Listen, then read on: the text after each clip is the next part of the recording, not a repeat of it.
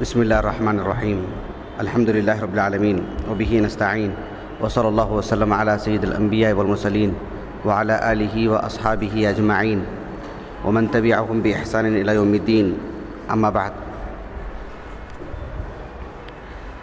جو باتیں حافظ ابن مندہ رحمہ اللہ کی زندگی سے متعلق تھیں نماز سے قبل، بقیہ باتیں ابھی میں آپ کے سامنے رکھوں گا انشاءاللہ۔ اس نشست میں جو باتیں آپ کی زندگی سے متعلق ہیں، ایک یہ ہے کہ آپ کی زندگی علمی رحلات سے عبارت ہے، علمی رحلات سے پر ہے۔ آپ لوگ اچھی طرح جانتے ہیں کہ ہم نے مستقل ایک پروگرام کیا تھا، ایک محاضرہ تھا علمی رحلات سے متعلق۔ اس میں نے بس ایک فکرہ دینے کی کوشش کی تھی کہ سفر ایک انسان کی زندگی میں، خصوصاً ایک مسلمان کی زندگی میں آتے رہتے ہیں، لیکن صرف اللہ سبحانہ و تعالیٰ کے دین کے لیے۔ حالانکہ جہاد بھی ایک سفر ہے اور اعلاء کلمت اللہ کے لیے ہی ہے، لیکن خصوصیت کے ساتھ صرف شرعی علم کے حصول کے لیے جو سفر ہے، اس پس منظر میں نے وہ باتیں آپ کے سامنے رکھی تھیں۔ اب دیکھو، قدیم زمانے میں یہ چیز عام تھی، بہت عام۔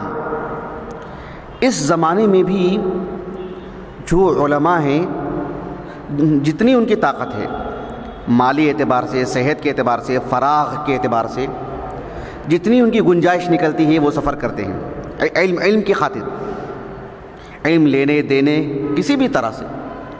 جب فراغ ملے گا تب، جتنی صحت ہے اتنی، جتنا مال ہے اتنا۔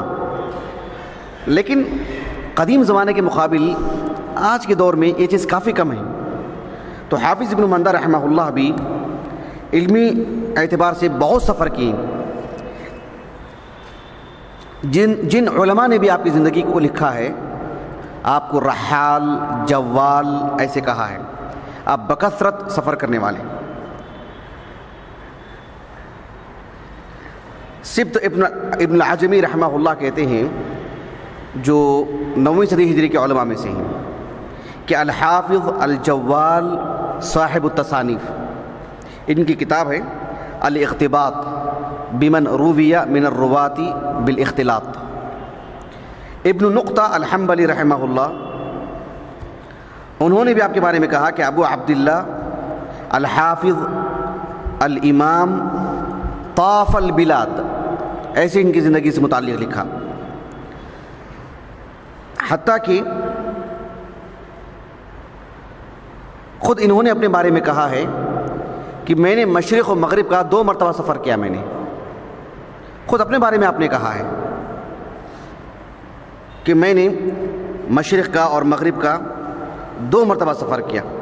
طفت بالمشرق والمغرب مرتين۔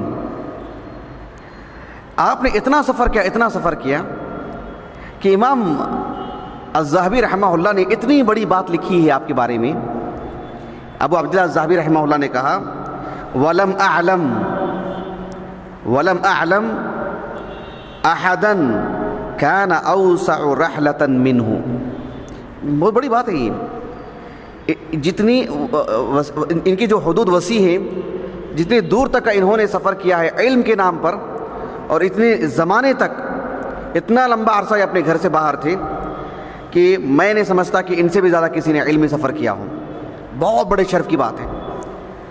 وَلَا أَكْثَرُ حَدِيثًا مِّنْهُ مَعَ الْحِفْظِ وَالثِّقَةِ، حفظ و اتقان میں علماء ثقات میں سے ہیں، اور جو احادیث پر آپ کی گہری نظر ہے، جو احاطہ آپ کرتے ہیں الحمدللہ، اتنی گہری نظر اور اتنا احاطہ اور اتنا وسیع علم حدیث کے باب میں میں نہیں سمجھتا کہ کسی اور کو، یعنی ان کے زمانے میں، اس دور کے اعتبار سے۔ امام ذہبی رحمہ اللہ نے سیر و اعلام نبلاء میں ایک بات یہ بھی آپ نے لکھا ہے ان کے بارے میں، کہ کم و بیش 33-34 سال یہ آپ کے سفر میں تھے۔ پوری عمر تھی تقریباً 85 سال 84 سال، اس میں 30 سال 35 سال کے آس پاس، یعنی زندگی کا حصہ بتا رہا ہوں۔ اس میں جو انسان کو صرف تجربات ہوتے ہیں نا، تجربات، ایک تجربات وہ ہوتے ہیں یہ علاقہ کہاں جاتا ہے، وہاں کا موسم کیا ہے، وہاں کیا کیا ملتا ہے، وہ بھی تجربات ان لوگوں کو آنے جانے کی بنیاد پر ملتے ہیں۔ لیکن ساتھ میں آپ کی یہ تجربات علم کے نام پر ہو، دین کے نام پر ہو، اس میں جو ہے جو حفظ و اتقان میں اضافہ ہوتا ہے، علم میں جو اضافہ ہوتا ہے، اس میں جو لوگوں کو پہنچانے کی جو بات آتی ہے، یہ سب ایسے فضائل ہیں نصیب والوں کو ملتے ہیں۔ اس قدر آپ نے سفر کیا ہے تو لازمی طور پر آپ کے اساتذہ کی تعداد بھی اسی قدر ہے۔ میں نے ہمیشہ سے تقریباً کئی دروس میں بات آپ کو کہہ چکا ہوں میں، اور ایسا نہیں کہ میں ممتاز ہوں، میں بھی اسی میں شامل ہوں۔ ہم جامعہ دارالسلام عمر آباد میں پڑھے، آپ جامعہ محمدیہ میں پڑھے، کوئی جامعہ محمدیہ رائے درگ میں پڑھا، کوئی جا کے جامعہ اسلامیہ میں پڑھ کے آئے۔ اپنے اساتذہ کے نام وہ ہوتے ہیں جو کلاس میں آ کے مجھے پڑھا کے گئے، ہو گئی بات۔ حتیٰ کہ میں بتاؤں نا، میں بھی برابر کا شامل ہوں۔ ہم جامعہ دارالسلام عمر آباد میں پڑھتے ہیں، اگر کوئی میرے اساتذہ کے نام پوچھے تو میں کس کے لکھوں گا؟ جو مجھے آئے اور کلاس کے روم میں آ کے پڑھا کے گئے۔ ایک استاذ، جب سے میں پہلی جماعت سے لے کر آخری جماعت تک جامعہ دارالسلام عمر آباد میں استاذ کی حیثیت سے تو تھی، میں صبح شام دیکھتے آ رہا ہوں ان کو، لیکن میں اپنے اساتذہ کی فہرست میں ان کا نام نہیں لکھتا ہوں۔ کیوں؟ کلاس روم میں آ کے نہیں پڑھائے مجھ سے وہ۔ ممکن ہے باہر میں نے کچھ سوال کر لیا رہوں گا ان کو، کبھی چلتے پھرتے کچھ پوچھ لیا رہوں گا میں ان کو، لیکن اساتذہ کی فہرست میں ان کا نام ابداً کبھی نہیں آتا ہے کہ نہیں؟ بتائیے کتنے بڑے بڑے علماء اس شہر میں آتے ہیں، ہماری ان سے خصوصی ملاقات ہو جاتی ہے، لیکن ہم کبھی اپنے اساتذہ میں ان کا نام نہیں لکھتے۔ ظاہر بات ہے صرف اس بنیاد پر، لقاء کی بنیاد پر ایسا نہیں ہوتا ہے، لیکن ہم ایسی ہماری دلچسپیاں مطلب تقریباً ہمارے ذہنوں سے نکل چکی ہیں، مطلب تصورات سے باہر ہیں۔ میں کہہ رہا ہوں تو باہر تو بہت دور کی بات۔ ایک جامعہ دارالسلام عمر آباد میں پڑھنے والا طالب علم کبھی کسی مناسبت سے جامعہ محمدیہ چلا جائے، مالیگاؤں کو جامعہ سلفیہ بنارس چلا جائے، جائیں گے، جا کے اساتذہ سے ملیں گے، سب کچھ ہوگا، اساتذہ کی فہرست جب تیار کریں گے تو ان کے اساتذہ کے نام تو بہت دور کی بات۔ میں کہہ رہا ہوں کہ جس ادارے میں پڑھ کے آئے ہیں اس ادارے کے ان اساتذہ کو جو انہوں نے کلاس میں آ کر کے نہیں پڑھا ہے، کبھی ان کے نام نہیں آتے۔ کبھی اتنا کہیں گے کہ ہمارے ایک مرتبہ انجمن میں آ کے گئے تھے، کبھی کہیں گے کہ خالی پیریڈ تھا تو آ کے گئے تھے۔ ہمارے آج کے زبان کے اعتبار سے، حالات کے اعتبار سے میں جو زبان ہے وہ استعمال کر رہا ہوں، اتنی بات کہتے ہیں ہم، یعنی ہمارے پاس ایسا کوئی خاکہ ہی نہیں ہے۔ حتیٰ کہ ہم کہیں کہ جو ہے ہم نے ان سے استفادہ کیا ہے، لوگ بولیں گے آپ تو وہاں پڑھے نہیں نا، اس بنیاد پر کیسے استاذ؟ یہ صورتحال ہے، جبکہ خیر القرون میں ایسا معاملہ نہیں ہے۔ ہم بھلے ہی تعلق نہیں رکھتے ہیں، اصل میں ہم چاہتے ہیں کسی جگہ پر ایسا گہرا تعلق بنا کے رکھیں، اس طرح سے استفادہ کریں، پھر جا کر کے وہ بھی آپ کو سمجھیں گے کہ ہاں آپ نے اس سے استفادہ کیا ہے اور ہم آپ کے تلامذہ سے۔ آج دیکھیں اجازہ بھی لیا جاتا ہے معمر علماء سے حدیث کا، لیکن اس سے تتلمس کبھی نہیں بنتا ہے کہ نہیں؟ بتائیے مولانا ظہیر الدین صاحب سے اجازہ لینے والے کتنے لوگ ہیں؟ عرب و عجم کے سینکڑوں لوگ ہیں، لیکن کیا اس بنیاد پر محدثین کے پاس اجازہ کی بنیاد پر جو تتلمس جو بندتا تھا وہ ہے کیا؟ وہ بالکل نہیں، معدوم ہی وہ۔ یعنی ہمارے پاس اساتذہ کا تصور صرف وہی ہے جو مجھے کلاس میں آئے اور آ کر کے کوئی مادہ پڑھائیں، وہی میرا استاذ ہے، ورنہ اس سے ہٹ کر کے ہم ان کو استاذ نہیں سمجھتے، اور وہ طالب علم اس کو وہ کسی طالب علم کو جو اس جماعت پہ جا کے پڑھاتے نہیں وہ اپنا طالب علم نہیں سمجھتے، کیونکہ استفادہ ہمارے پاس مخصوص شکلوں میں ہے۔ اسی لیے میں نے بھی قریب میں ایک مضمون لکھا تھا کہ جو ہے مطلب خط و کتابت کے ذریعے سے استفادہ کرنے کی نوعیت کیا ہوتی ہے، استاذ اور شاگردی کا کیا معاملہ ہوتا ہے، یہی بتانے کے لیے میں نے کیا تھا۔ تو اس کا کیونکہ جو ہے میں بھی آپ ہی کے لائن سے آیا ہوں، اسی یعنی جو انداز پڑھنے کا طرز ہے اسی کو اختیار کر کے میں بھی آیا ہوں، تو میں آپ کو یہ صلاح نہیں دے رہا ہوں، مطلب ہم بھی اسی مطلب آئے ہیں اسی شکل کو اختیار کرتے ہوئے، لیکن اب جب یہ سب چیزیں پڑھتے ہیں تو ایک طرح سے طبیعت میں قلق ہو رہا ہے، ایک طرح سے بے اطمینانی ہو رہی ہے کہ ہمارے اساتذہ کے ہم فہرست بنائیں تو ہم جو ہے مطلب یعنی ایک چھوٹی سی تعداد ہے 20-25، یہ جو صورتحال ہے۔ کبھی ہمارے جامعات میں بڑے بڑے علماء آ جاتے ہیں، ہم کبھی بھی یہ تصور تک بھی نہیں لاتے ہیں کہ وہ ہمارے استاذ بھی ہیں، ہماری ایک ملاقات ہو، ایک استفادہ کریں، ایسا ہے ہی نہیں ہمارے پاس تصور میں۔ کئی علماء ہیں مدارس میں نہیں پڑھاتے، پتہ ہے آپ کو، ہمارے اس دور کی میں بات کر رہا ہوں، مدارس میں پڑھاتے ہیں نہیں پڑھاتے ہیں، لیکن وہ مقررین ہیں، خطاب کرتے ہیں، لیکن بڑے بڑے علماء ہیں وہ اسی میدان کے مدرسوں میں نہیں پڑھاتے ہیں، ہم ان کی تقریریں سنتے ہیں، ان سے ملتے ہیں، کرتے ہیں، لیکن ایک خاص تعلق رکھ کر کے ان سے استفادہ اور استاد تلمیذ کا وہ رشتہ کبھی بننے کا تصور ہی نہیں اس دور میں، کسی طور پہ بھی تصور نہیں ہے۔ یہ جو ہے میں آپ کو بس بتانا چاہ رہا ہوں، میں آپ کو، میں ابھی قریب میں مولانا ابو البیان حماد صاحب کا ایک رسالہ پڑھ رہا تھا، آپ نے لا کے دیا تھا مجھے، اس کے سر ورق میں انہوں نے جو باتیں لکھی تھی مولانا ابو البیان حماد صاحب نے، باحیات ہے متعہ اللہ بالصحہ والعافیہ. مطلب یہ کہ ایک مجھے تعجب ہوا کہ جو ہے مطلب اس زمانے کے عالم لکھ رہے ہیں، حالانکہ وہ اس زمانے کے نہیں ہیں، وہ تھوڑا قدیم زمانے کے ہیں، ویسے طالب علم کے. انہوں نے لکھا کہ جو ہے میں جب جامعہ دارالسلام عمر آباد سے پڑھا میں، تو وہاں سے میں 1945 میں گیا، مطلب جو ہے جامعہ رحمانیہ وغیرہ اس طرف علاقوں کو، تاکہ بھی علماء سے ملوں. خاص کر مولانا ثناء اللہ مرسلی کا نام لکھا انہوں نے. مولانا ثناء اللہ مرسلی رحمہ اللہ سے کہا کہ میں ان سے استفادے کے لیے گیا، اور مستقل وہ انہیں اپنے استاذ مانتے ہیں. 8 دن رہے ان کے پاس، مستقل استاذ مانتے ہیں ان کو. ایک استاذ اور تلمیذ کا رشتے کے طور پر انہوں نے اپنے آپ کو پیش کیا اس کو. یعنی اب تک بھی وہ چیز ہے ہمارے پاس ہے. کیا تصور بتائیے وہ، یعنی ہم خاکہ بنا سکتے ہیں؟ اگر میں جھٹ سے پوچھو آپ کے استاذ کون ہیں، آپ کے جامعہ محمدیہ میں سب اساتذہ کے نام یوں ہی لکھیں گے آپ کے اساتذہ میں سے؟ آپ بتائیے. میں آپ کو یہ نہیں کر رہا ہوں، میں آپ کو یعنی میں آپ کو ایک طرح سے تانا نہیں دے رہا ہوں، اللہ کی قسم. یعنی جس طرح میری اور آپ کی زندگی میں بتا رہا ہوں آپ کو، مجھے بھی پوچھو آپ. جامعہ دارالسلام عمر آباد سے میں نے پڑھا، تو کیا سب کے اساتذہ کے نام ایک ساتھ لکھ دوں گا میں؟ ہرگز بھی نہیں. ان کے لکھوں گا جنہوں نے مجھے پہلا پیریڈ کون پڑھا ہے، دوسرا پیریڈ کون پڑھا ہے، میں انہی کے نام لکھوں گا میں. یہ ہے ہماری مطلب ذہنوں میں خاکہ ایک اساتذہ کا. یہ ابن مندہ رحمہ اللہ نے جو اس قدر وسعت کے ساتھ انہوں نے جو وسیع پیمانے پہ سفر کیا ہے، امام بخاری ہوں، امام مسلم ہوں، ان کی جو صحیح بخاری اٹھا کے دیکھیں کتنے اساتذہ. نام یاد رکھنا مشکل، حروف الحجاء سے نام یاد کرنے پڑتے ہیں، الف سے، با سے، تا سے، سا سے. امام ابو داؤد کے اساتذہ اٹھا لیجیے، تو ان لوگوں کے اتنے اساتذہ، یا اللہ تعجب ہوتا ہے. یعنی مستقل مشائخ میں شمار کرتے ہیں. ایسے نہیں کہ بس میں نے اسے ایک استفادہ کر لیا ہے. سمعت حدیثا واحدا، مشائخ میں نام ان کا. کتنی بڑی بات ہے. یعنی یہ جو خاکہ محدثین کے پاس تھا اساتذہ کے نام پر، وہ آج ہمارے پاس ہے ہی نہیں مشائخ کے نام پر ذکر کرنے کے لیے.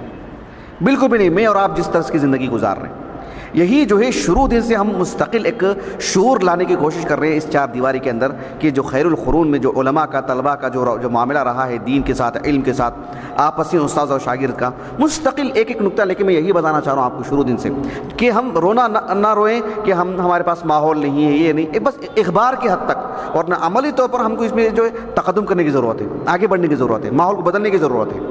کوشش کر کے اجتماعی طور پر کرتے ہیں تو ماحول جلدی بدلتا ہے باذن اللہ تعالیٰ. تو دیکھیے ابن مندہ رحمہ اللہ نے جو اس قدر سفر کیا آپ نے، تو آپ کے اساتذہ بھی بالکل اسی مقدار میں، بلکہ ابن ابی یعلا رحمہ اللہ طبقات الحنابلہ میں آپ کے بارے میں لکھا ہے، اور امام ذہبی رحمہ اللہ نے سیر اعلام النبلاء میں لکھا ہے کہ آپ کے اساتذہ و مشائخ کی تعداد جو تھی 1700.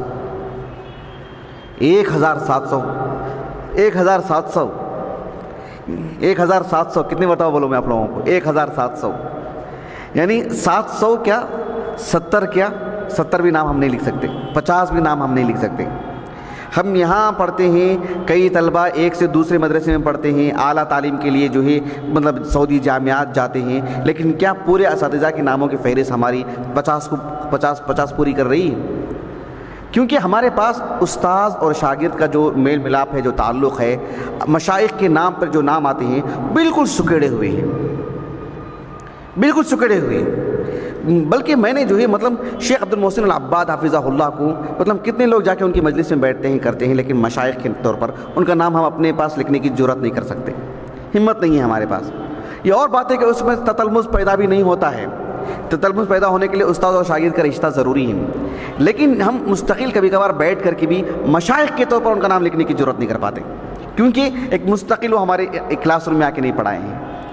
یہ جو تصور ہے کہ ہم جس کی وجہ سے ہمارے کئی ایک اہل علم سے استفادہ کرتے ہوئے ہم قربت پیدا کرنے کے باوجود بھی، قریب ہونے کے باوجود بھی، ہم مشائخ کے طور پر نام لکھنے کے لیے تیار نہیں ہیں.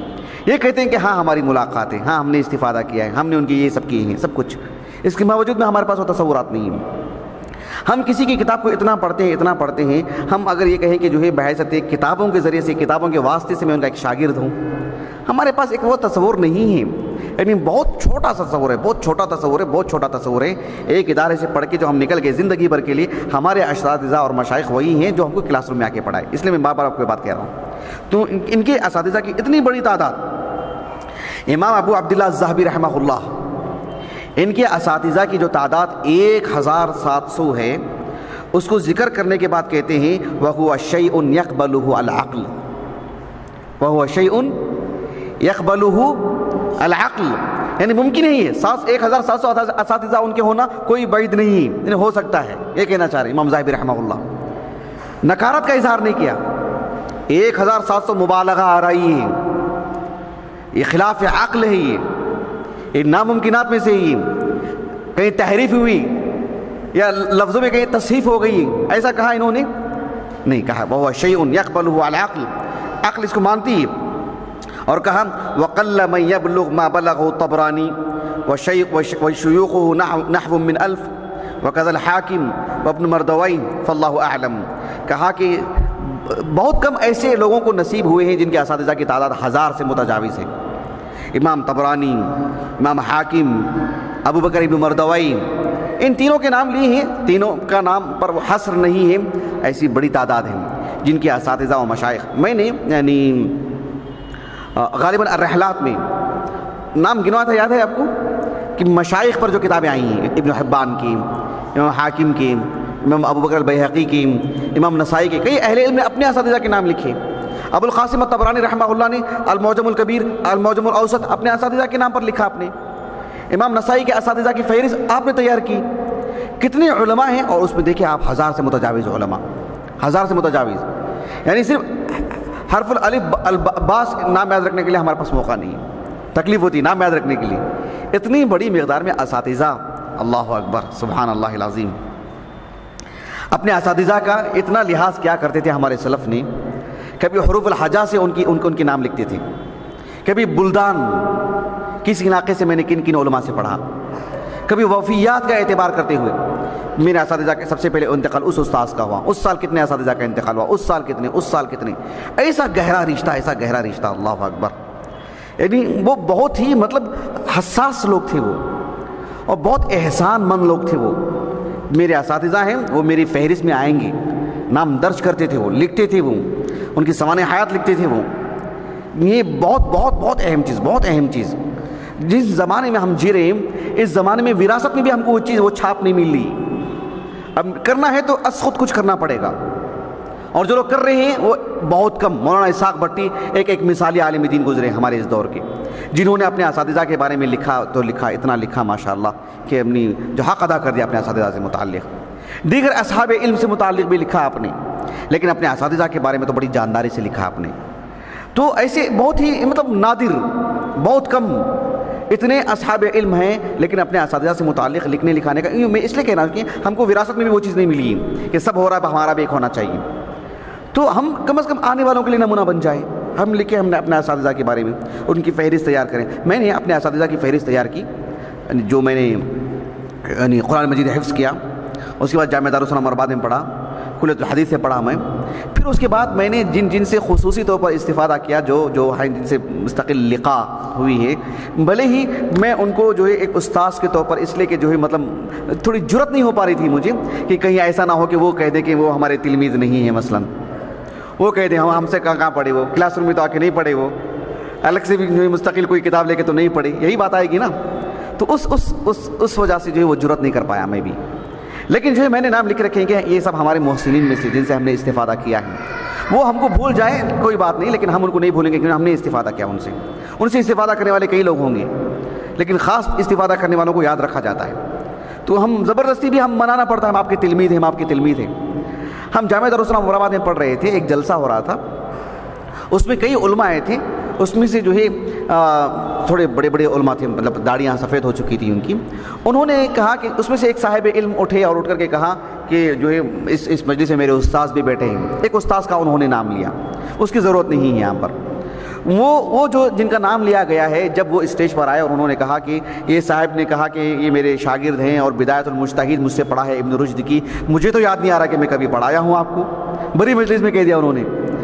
تو یہ ایک طرح کی جو ہے مطلب حوصلہ میرا ٹوٹا کہ جو ہے مطلب جن سے ہم نے یعنی کیسے ہم نام لکھیں ان سب کے اساتذہ کی فہرست میں جس زمانے میں ہم جی رہے ہیں، یہ چیز۔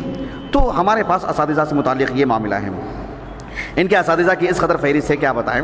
جیسے کہ میں نے کہا کہ بقی بن مخلد، امام نسائی اور ابو بکر الاسماعیلی، ان سب اصحاب علم نے اپنے اپنے اساتذہ کی فہرست تیار کی، سبھی اہل علم نے، اور کئی علماء کی، امام دارقطنی، امام حاکم، اور ابو القاسم الطبرانی، ابو بکر البیہقی، اور ابو الشیخ الاصبہانی، ابو حفص ابن شاہین، ابو بکر الخطیب البغدادی، ابو نعیم الاصبہانی، حافظ ابن مندہ، یہ سب ایسے اصحاب علم ہیں، احمد ابن عدی، ابو احمد ابن عدی رحمہم اللہ اجمعین، ان سب اصحاب علم کے اساتذہ کی فہرست تیار کی گئی ہے، اتنی بڑی مقدار میں اساتذہ،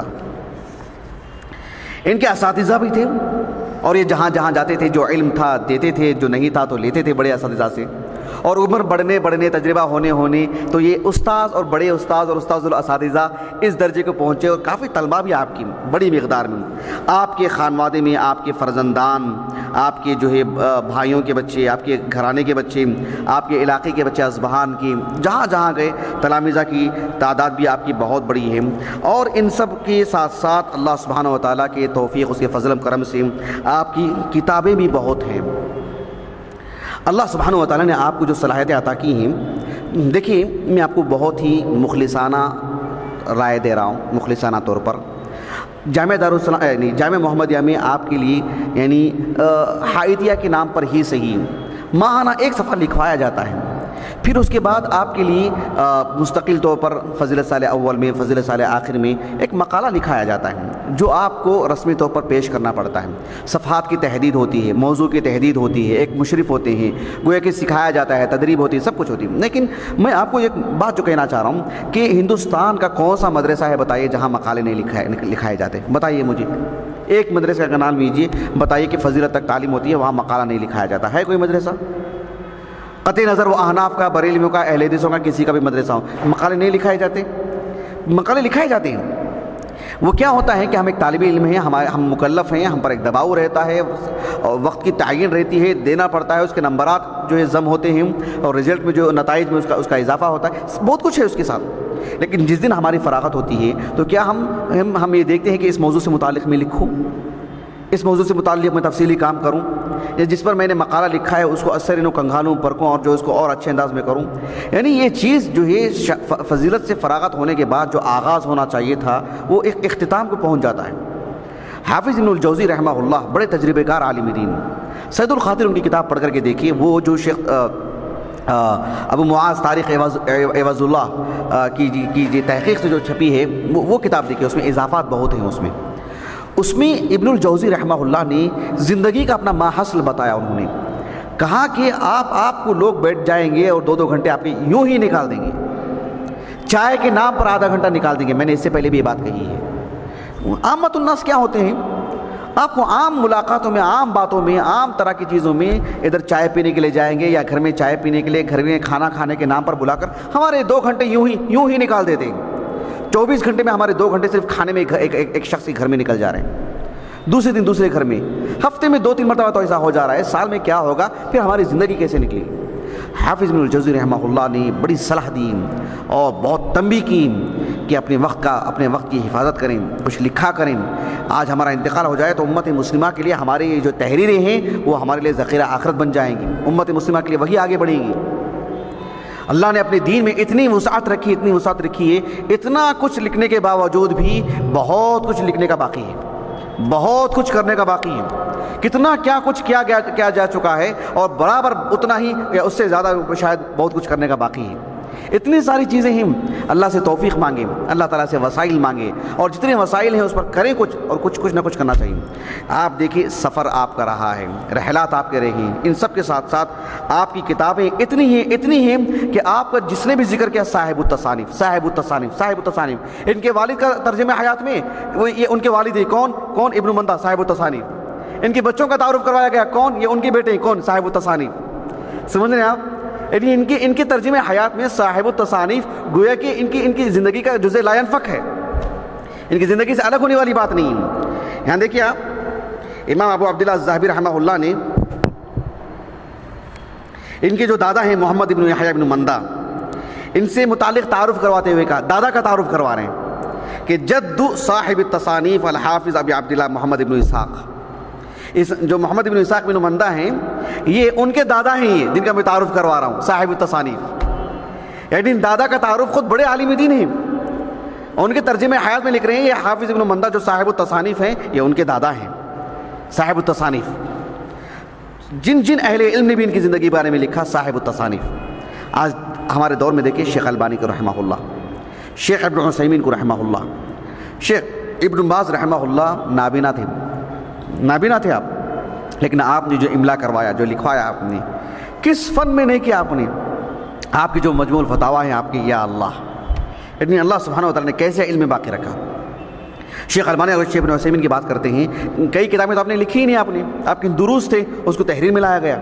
اللہ نے کیسے باقی رکھا ان سب کے علم کو. یہ بہت اہم چیز ہے. اس دور میں ہم اصحاب علم کو دیکھتے ہیں, شیخ البانی نے اتنا کیا تو ان کی کتابوں کو رکھ کر کے پھر اتنا کیا جا رہا ہے. ان کی تلامذہ کی کتابیں دیکھیے آپ, یعنی رکھیں گے کہاں کتابیں, اتنی تصانیف. اور دیکھیے آپ شیخ البانی نے اتنا کیا تو ان کے طلبہ نے اور کتنا کر رہے ہیں.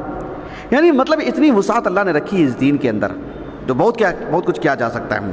ان کے تصانیف میں کتاب الایمان, یہ میرے پرانے مکتبے میں تھی, کتاب التوحید یہ PDF شکل میں ہے میرے پاس, کتاب الصفات, کتاب التاریخ, کتاب معرفت الصحابہ, کتاب الکنہ, یہ امام ذہبی نے ان ناموں کے ذکر کی ہیں. حافظ ابو القاسم ابن عساکر رحمہ اللہ تاریخ دمشق میں کہا کہ ابن مندہ کی جو کتاب معرفت الصحابہ ہے اس میں اوہام کثیرہ, کہا کہ بہت کچھ جو ہے اس میں وہم ہوئے, یعنی روایات سے متعلق صحابی کی یعنی بالضبط کی کہ صحابی کا نام, یا وہ صحابی ہیں یا وہ مخضرم ہیں, یا جو ہے وہ کنیت سے مشہور ہیں, نام میں بھی ان کا داخل ہے, ان کو داخل کر دیا گیا ہے. متعدد قسم کی جو ہے وہ چیزیں انہوں نے بیان کی ہیں. حافظ ابن مندہ رحمہ اللہ کا عقیدہ کیا ہے؟ آپ اہل السنہ کے معروف بڑے علماء میں سے ہیں, معروف سلفی علماء میں سے ہیں. بلکہ ابن مندہ رحمہ اللہ نے طبقات الحنابلہ میں ان کا یہ جملہ ہے, ان کی عبارت ہے کہ تفت الشرق والغرب مرتين فلم اتقرب, کیا کہا آپ نے؟ فلم اتقرب الى كل مذبذب ولا اسمع من المبتدعين حديثا واحدا. میں نے شرق و غرب کا 2 مرتبہ سفر کیا, جس میں بھی ذرا سا تذبذب, تردد بھی, جس نے حق کو حق تک نہیں کہا, یہ حق اور باطل میں اسے ایک طرح کی بے قراری سی ہے. بس بعض لوگ جو ہوتے ہیں نا درمیانی قسم کے, کہا کہ میں نے ان کے بھی کبھی قریب نہیں گیا, میں مبتدعین سے تو میں نے ایک حدیث بھی نہیں سنی میں نے. اور یہ نہیں, ان کے والد, ان کے دادا, ان کے اولاد, ان کے احفاد, سب کے سب اہل بدعات پر سخت سے سخت رہتے تھے. سب سلفی علماء ہیں, ٹھوس علماء ہیں. ابو نعیم الاصبہانی رحمہ اللہ سے ان کے درمیان کی جو چیزیں چلتی تھیں, جو چپقلیش تھی دونوں کے درمیان, وہ اسی عقیدے کی بنیاد پر تھی. اتنے بہرحال یہ ایک عظیم سلفی عالم ہے. آپ کی زندگی سے متعلق ایک آخری بات, ابو نعیم الاصبہانی رحمہ اللہ, وہ بھی اصبہان کے ہیں, یہ بھی اصبہان کے ہیں, ابن مندہ رحمہ اللہ. ان دونوں کے درمیان تھوڑی سی نوک جھونک تھی. ابو نعیم الاصبہانی رحمہ اللہ, انہوں نے بھی آپ کو کچھ کہا, اور ابن مندہ رحمہ اللہ نے بھی آپ کو کچھ کہا. امام ذہبی رحمہ اللہ فرماتے ہیں اقذع الحافظ ابو نعیم فی جرحہ لما بینہما من الوحشہ ونال منہ.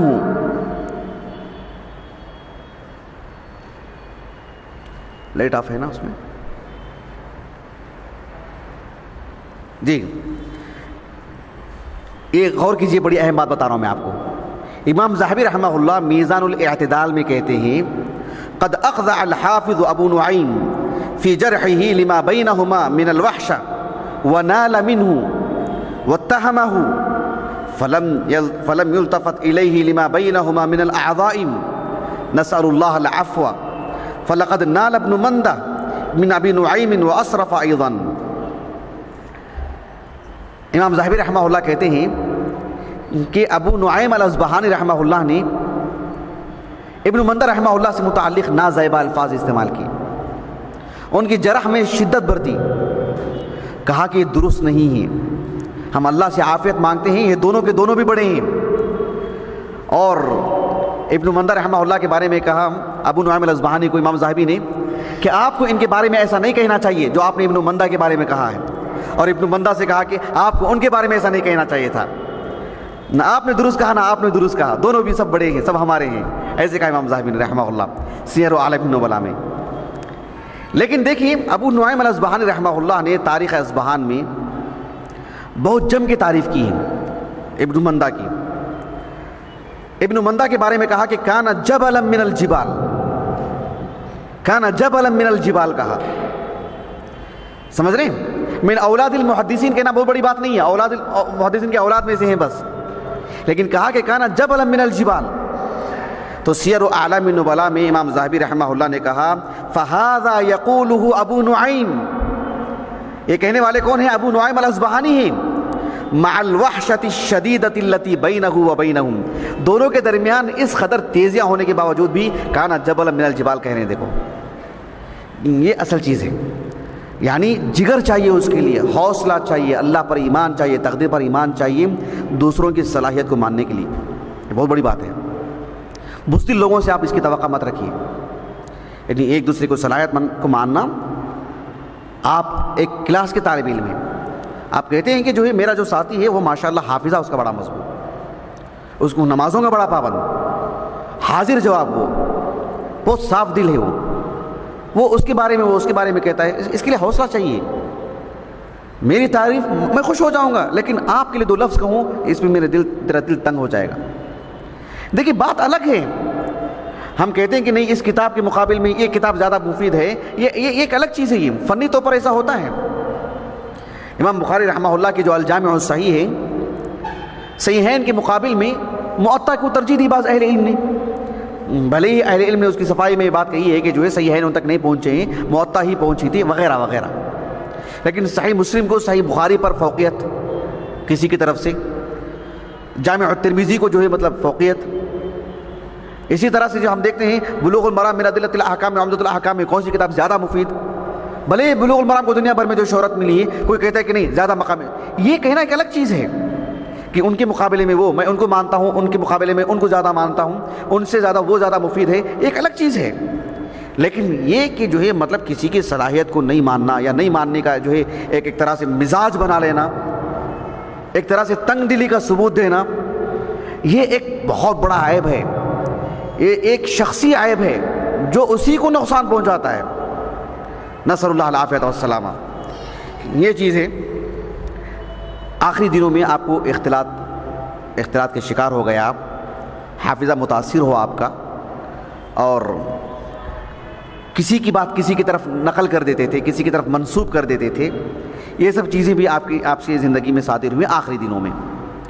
395 ہجری میں آپ کا انتقال ہوا، آپ کی زندگی اللہ سبحانہ و تعالیٰ سے تعلق، توکل، اللہ سے علاقہ اس قدر تھا کہ آپ کہتے ہیں کہ مفتصدقت، کبھی میں نے خون کی جانچ نہیں کروائی، میری بی پی کیسی ہے دیکھ لو ذرا، میری بی پی کیا کیا مجھے بھی نہیں آتا وہ سب بولنے کے لیے، کیا بولتے نمبر پوچھتے کیا اس کا، مجھے بھی نہیں معلوم، جیسے شوگر جو ہے کتنے معیار پر ہے، کیا بولتے ہیں مجھے نہیں معلوم، وہ الفاظ کیا الفاظ استعمال کرتے ہیں اس کے لیے کیا تعبیر آتی ہے۔ اللہ مجھے اور آپ کو محفوظ رکھیے، اللہ جو ہے صحت و عافیت عطا فرمائے، مجھے بولنے نہیں آ رہا کہ جو ہے اس کے لیے کیا تعبیر استعمال کی جاتی ہے، یعنی شوگر کتنی ہے دیکھنے کے لیے بولتے ہیں نا بی پی وغیرہ سب، بار خون چکر، کہا کہ مفتصدقت، زندگی میں کبھی ایسا ہوا ہی نہیں کہ میں نے کبھی جا کے خون چکر آیا رہوں، کبھی طبیعت کسی کو بتایا کروں، ولا شربت دواء قط وما قبلت من احد شيئا قط، اللہ اکبر، سبحان اللہ العظیم، کس قدر عظیم علماء ہیں۔ تو ان کو ایک سوانح حیات کے طور پر، ایک تاریخ، ایک قصے کے طور پر نہیں پڑھنا چاہیے، اللہ نے ان کی زندگی کو باقی رکھا ہے۔ ہم بہت اعلیٰ سوچ کے، بہت عالی سوچ ہماری ہونی چاہیے، بہت دور اندیشی ہمارے اندر ہونی چاہیے، اور بہت ہی بلند خیال کے ہم ہونے چاہیے، بحیثیت ایک طالب علم، بحیثیت ایک عالم دین، بحیثیت ایک مبلغ، بحیثیت ایک داعی، بحیثیت ایک 2 روپیوں کے لیے نیچے نہیں اترنا چاہیے، نسأل اللہ السلامہ۔ انسان پھر اسی میں چلا جاتا ہے، پھر تو نام کو ہمارے پاس صحیح بخاری، صحیح مسلم، اور نام کو ابن تیمیہ، نام کو البانی، یہ سب کہہ کر کے ہم بالکل جو ہے نیچے سے 2 روپیوں کے لیے نیچے ہو جائیں، سطحیت پہ اتر جائیں، سبحان اللہ العظیم، کسی طور پر بھی مناسب نہیں ہے۔ اعلیٰ ظرف ہونا چاہیے حق کو قبول کرنے میں، حق کو پیش کرنے میں، اور اسی طرح سے یعنی کسی کی صلاحیت کو ماننے میں اور کسی کی تعریف کرنے میں، کسی کا تعارف کروانے میں، کسی کو حوصلہ دینے میں، کسی کے احسان کو ماننے میں، ان سب کے لیے اعلیٰ سوچ کی ضرورت ہے۔ اللہ تعالیٰ سے دعا ہے کہ اللہ تعالیٰ ہمیں ان سب اصحاب علم کی طرح ہمیں بنائیں۔ اللہ سبحانہ و تعالیٰ ہمیں متوکلین میں سے، اصحاب علم میں سے اور دیگر اوصاف سے اللہ ہمیں متصف فرمائیں۔ اخلاق رذیلہ سے اللہ تعالیٰ ہماری حفاظت فرمائیں۔ سبحانک اللہم و بحمدک، اشہد ان لا الہ